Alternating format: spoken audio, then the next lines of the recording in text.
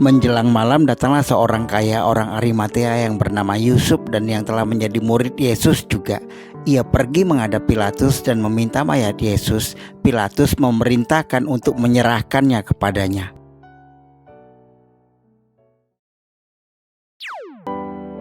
Gereja Makam Kudus. Struktur gereja yang sekarang yang selesai dibangun pada abad ke-12 telah mengalami beberapa kali rekonstruksi. Gereja Makam Kudus atau Church of the Holy Sepulchre adalah gereja Kristen yang terletak di kota tua Yerusalem. Gereja Makam Kudus diyakini berdiri di lokasi penyaliban Yesus di Golgota dan makamnya berada di dekatnya. Karena hari itu hari persiapan orang Yahudi, sedang kubur itu tidak jauh letaknya, maka mereka meletakkan mayat Yesus ke situ.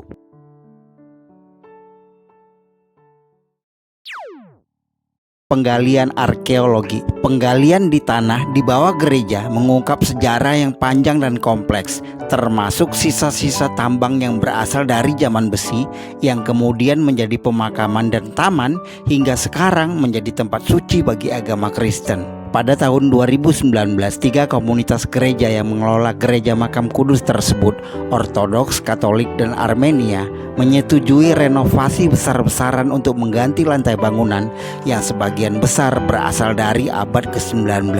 Para arkeolog yang menggali di bawah gereja Makam Kudus di Yerusalem telah menemukan tembikar, lampu minyak, dan benda-benda kuno lain yang memberikan gambaran sekilas tentang kehidupan sehari-hari pada waktu itu. Temuan yang paling penting adalah jejak-jejak sebuah taman kuno yang sesuai dengan keterangan dalam Injil Yohanes. Dekat tempat di mana Yesus disalibkan ada suatu taman, dan dalam taman itu ada suatu kubur baru yang di dalamnya belum pernah dimakamkan seseorang.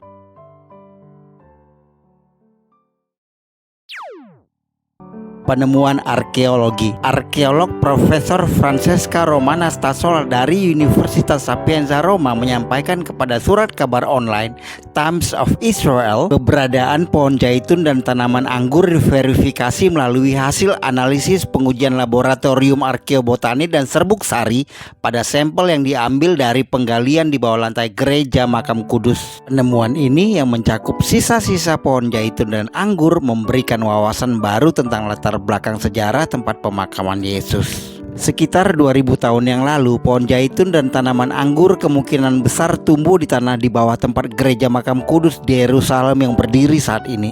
Menurut tradisi Kristen, dikatakan bahwa jenazahnya dimandikan dan diurapi dengan minyak wangi di atas batu sebelum dimakamkan. Mereka mengambil mayat Yesus, mengapaninya dengan kain lenan dan membubuhinya dengan rempah-rempah menurut adat orang Yahudi bila menguburkan mayat. Dan Yusuf pun mengambil mayat itu, mengapaninya dengan kain lenan yang putih bersih, lalu membaringkannya di dalam kuburnya yang baru yang digalinya di dalam bukit batu, dan sesudah menggulingkan sebuah batu besar ke pintu kubur itu, pergilah ia.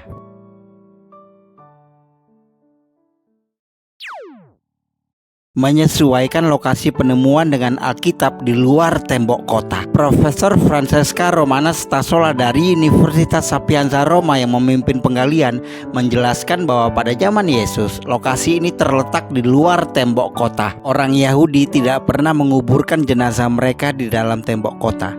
Perjanjian Lama menceritakan bagaimana jenazah hewan korban harus dibawa keluar perkemahan. Tetapi daging lembu jantan itu, kulitnya dan kotorannya haruslah kau bakar habis dengan api di luar perkemahan.